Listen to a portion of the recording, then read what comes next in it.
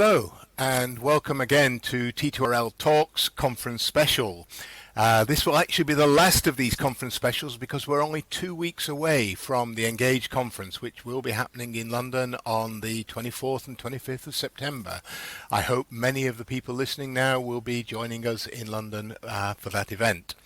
So today the subject is offer, order, settle, deliver. So what's new, you may ask? That's the subject of the whole conference anyway, but T2RL has just published its latest status report on the implementation of offer, order, settle, deliver across the industry. And with me in the studio today to talk about that report and maybe highlight some of the things that will come out of it at the conference this month, I have Ian Luck, who is president of T2RL's distribution practice, and we have our research director, Emma Forrest, who has been instrumental in the production of many of our reports. Some others we'll talk about very briefly, but principally right now the offer, order, settle, deliver status report, which is something we produce on about a quarterly basis. And I would have to say, Ian, that in this quarter's report, probably the most significant set of news is around American Airlines, and they're going very aggressively towards what they call modern distribution and then suddenly backing away. So maybe just summarize what's happened in Dallas recently. Yes, of course. We've spoken about this subject before. It's been a much discussed subject across the industry, but it does merit a brief mention again, and we cover it in this report. And clearly American was kind of taking a lead in the North American market certainly amongst the larger carriers. American, one of the first carriers 15 or 20 years ago to really embrace direct connections. And then perhaps the baton passed to Europe with some of the European carriers who did a lot in the last decade. And American really pushed things forward in the last 2 or 3 years. The things that perhaps seem to have upset certain travel agencies, certain members of the travel industry, perhaps were the speed at which American was trying to go, and some of the more perhaps radical parts of their strategy. I think particularly the linking of the kind of loyalty points and the fact that if the travel agency wasn't progressing with NDC adoption, the customers that booked through them wouldn't earn frequent flyer benefits, was the thing that really seemed to kind of upset a lot of people and setting kind of fairly strict targets. And so with much publicity, Vasu left American, the strategy's been unwound. It's not to say that American's not still pushing NDC hard. Not all of their content is in Edifact. Their basic fares are only in NDC. They have a number of bundles and ancillary products that are only in NDC. They're offering some incentives to agencies for NDC. But it now appears to be more of a kind of balanced carrots, at least as many carrots as sticks in this case. And I think it feels a bit more like perhaps the path United has been on, and a path that seems to be a bit more kind of popular. But they probably have a little bit of work to do to win agencies back, especially as a lot of this was done at the same time as they were changing their agency commissions, some of their corporate policies. So I think it was the kind of overall package that caused some stress in the marketplace, and it'll be interesting to see what happens now. Yeah, I find it interesting. Oh, go ahead, Emma. I was just going to say, and of course there were other airlines in the market at that time doing very different things to what American were doing, which might have had an influence on them moving forward. Yes, yeah. I mean, Delta's almost been doing the opposite to American in many ways. Delta is launching NDC, of course. That was a public announcement relatively recently, but they've been very clear. They're not taking anything away. There's no sticks at all in the Delta strategy. It's all carrots in the sense of NDC will be used to bring new content to market, not remove anything. And certainly on the financial results front, it seems that Delta's strategy is, in the short to medium term at least, proving the most effective. Yes, I think Delta and United have been generally perceived to be a bit ahead of American over the last, sort of coming out of COVID.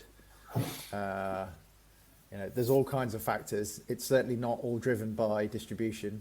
We like distribution in T2RL, but it's not the only thing that determines airline profitability.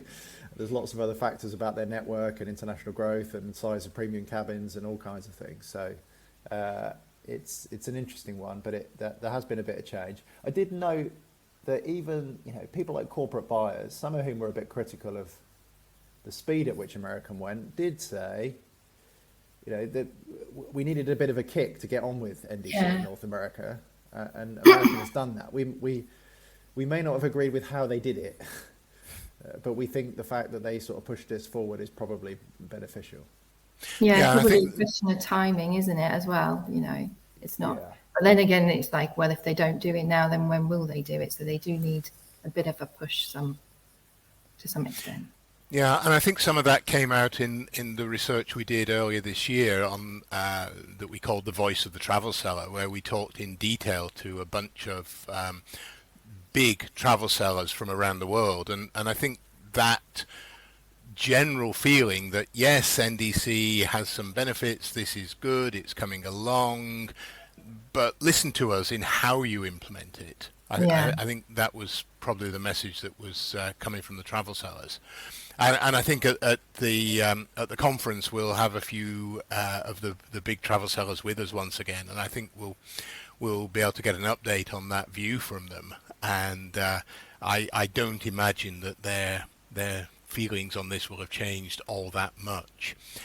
Someone else who'll be at the conference, I am very happy to say, is Vasu Raja, the recently departed Chief Commercial Officer of American Airlines, who will be giving us his insight in the future for the introduction of new ways of working, new distribution strategies and technologies, and I think that's going to be a very interesting session on the second morning of the conference. Turning to some of the other facts in the status report, Emma, we have said for a long time that GDS adoption of NDC is going to be critical to making it something like a universal standard. And I think this time round we are seeing the GDSs almost like the oil tanker turning round. They're finally moving in this direction. What are we seeing in terms of numbers and implementations now from the GDSs? So this is something that we're tracking at T2RL. So we've got a number of data points within our T2RL.net subscription database. We're seeing probably around 80, more than 80 airlines now that have signed up or implemented NDC via the GDS. I think implementations are more around 20 to 30, dependent on the GDS. It's definitely something that's growing. It's definitely something that they've been putting a lot of effort in. However, despite saying that, we did a report earlier in the year called NDC is Here to Stay, where we look in detail at more of these numbers. But despite, having these implementations, the booking numbers are still quite low. We're hearing that quite a lot from the quarterly calls that the GDSs are doing. Although it does seem to be growing quite significantly. And then another one of the areas that we've been looking at, actually, going off that, is aggregators. They're another kind of source of NDC for travel sellers and for airlines to plug into. And we've got a report coming out in the next couple of weeks, actually, that we're going to be launching at the conference at T2RLEngage. And that's really looking at the growth of this market that we're seeing. It's something that we've been looking at now since 2021. We've had a panel of aggregators that have kindly taken part, and that's growing, and our data is getting better and better in that area. And one of the things that was surprising that actually came out of that report was the fact that only around this year, only on average, 19% of their tickets or orders are actually coming from NDC. A lot of it is coming from other sources like LCCs, for example, and they're also undertaking GDS bookings and screen scraping and lots of other sources as aggregators do. So yeah, it's definitely something that maybe aggregators and the GDSs are going to see growth in the next few years. But I think predominantly at the moment, a lot of those NDC bookings are coming from direct connections directly from airlines via NDC to the travel sellers. I don't know, Ian, what large you think about that. OTAs. Yes, I think that's right. There are certainly many airlines don't have a lot of direct connections in terms of the number of agencies they have, but they do have a few direct connections to some of their very largest players, often some of the largest OTAs in North America or Europe, and that often does drive a fairly large number of bookings. Even though it's not that many connections. So I think that's right. Aggregators are important, and the GDS is they have a more complex business model. It's taken longer for them to kind of get on board, but we're seeing all the GDS is talking about significant growth from a small base, I guess. We saw a Sabre comment on that yesterday, talking about it looks like we're sort of at the start of the hockey stick, and Amadeus has been saying for 6 to 12 months that bookings are finally starting to become sort of quite significant and growing. Yeah, and just to pick up on the numbers, Emma, you said that about 80 have either signed or implemented, and 80 out of the 1,000 airlines that we track maybe doesn't sound like a very high proportion, but I think it's fair to say that on the whole, these are the very large airlines. These are the tier 1 and tier 2 airlines. So in terms of representing market volume, they're a lot more than sort of 8 to 10% of the market. Yeah, and I think as well, that's one area that in terms of the vendors of NDC APIs, they are looking specifically at that and seeing that their customers are very much these large tier 1, tier 2 airlines, and how can they get the smaller airlines, the tier 3s and 4s, to implement NDC at the start, because a lot of these airlines haven't even implemented NDC yet. So I think a lot of vendors are starting to look at that area as an opportunity, and how can they help those smaller airlines to implement NDC, and what is it that there isn't, what is the issue at the moment as to why they're not implementing it. It's also true, of course, as Emma said, that actually we see more LCC hybrid API bookings than NDC bookings today. So although there's 80 NDC airlines, there's a lot more airlines than that have API connections out in the world, and so it is becoming a significant channel. We're seeing third-party aggregators and direct connects start to make up, maybe getting on for 10% of global bookings based on our distribution report, which is also coming out soon. Yeah. Gosh, an awful lot of reports this month, which is appropriate given that we're having our conference soon, and we're getting all of our customers and contacts together in one place. So of course we're producing a lot of reports this month. Let's just move on a bit, because OOSD is about a lot more than just NDC, or a lot more than just the distribution channel. It's also to do with the way that airlines manage their commercial activities from beginning to end. And within the last few months, we've seen Sabre announce their full-blown offer and order system called Sabre Mosaic. Last year, a little bit later than this, last October, Amadeus announced its entry to the market with Nevio.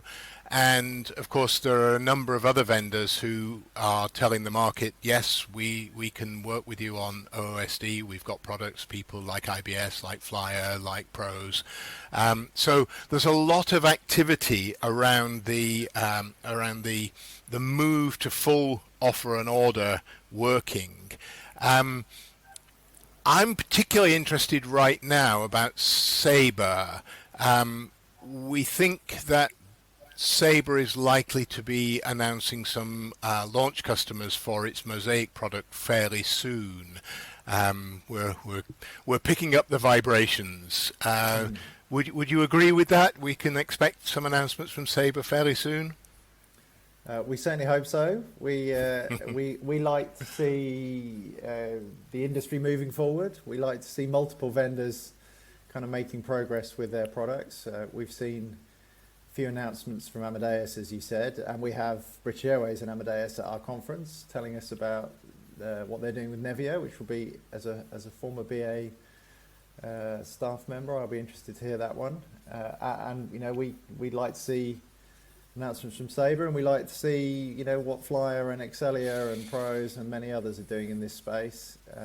We like a nice competitive, innovative ecosystem. Yeah, and at the time of recording, just yesterday, we saw quite a large press release from Sabre and Air Serbia about Air Serbia picking up on some of the new facilities that Sabre's got on offer. Doesn't actually say they're going to be a customer for Mosaic, but wouldn't it be good for all concerned if they were?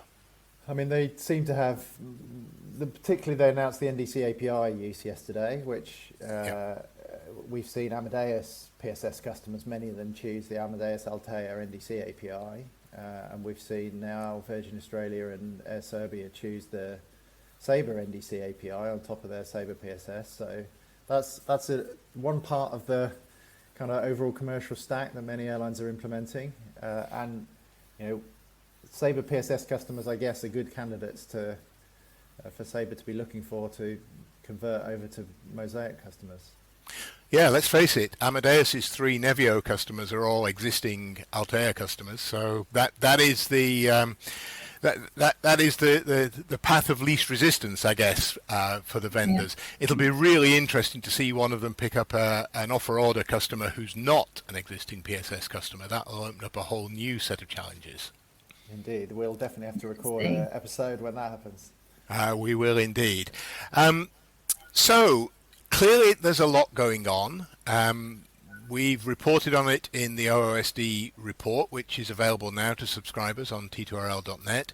As Ian and Emma have said, we've got a couple more reports coming up, the aggregator market report and the overall distribution report coming up later this month. The conversations at T2RLEngage this year are going to be fascinating. I'm very much looking forward to it, and Emma and Ian and all of the T2RL team will be there to carry on the conversation with you and with the airlines and the vendors who are speaking. And I hope very much that we will see many of you there at the QE2 Conference Centre in London in just 2 weeks' time. But for now, I'll wrap up this last edition of T2RL Talks Conference Special and thank Emma and Ian for joining me. And thank you for listening. Thank you.